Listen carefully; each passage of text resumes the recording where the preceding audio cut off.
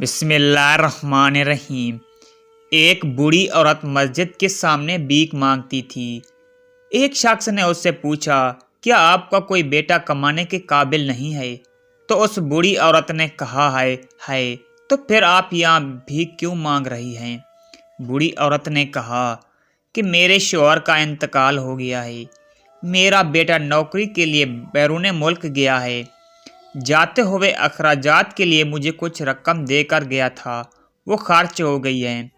इसी वजह से मैं भीख मांग रही हूँ।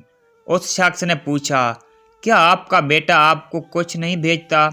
बूढ़ी औरत ने कहा, मेरा बेटा हर माह रंगे रंग का कागज़ भेजता है, जिसे मैं घर में दीवार पर चिपका कर रखती हूँ। वो शख्स उसके घर गया और देखा कि दीवार पर बैंक के 60 ड्राफ्ट चिपका कर दिए गए हैं। हर ड्राफ्ट 50,000 रुपये का था।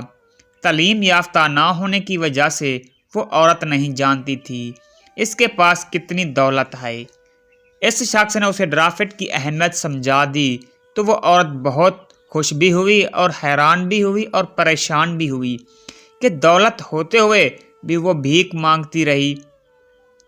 हमारी हालत भी इस बूढ़ी औरत की तरह है।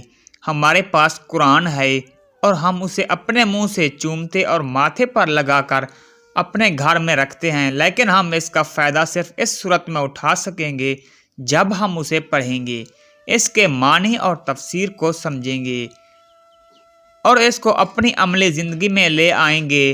तब इंशाअल्लाह हमारी दुनिया और इसकी ज़िंदगी में दोनों बेहतर होगी। बहुत बड़ा ख़जाना हमारे पास मौजूद है, लेकिन हमारी जहालत की वजह से इसमें छुपे इनामात से आज हम सब महरूम हैं। अल्लाह पाक हम सब को कुरान पाक की अज़मत को समझने की तौफीक अता फ़रमाए। आमीन या रब्बुल आलमीन।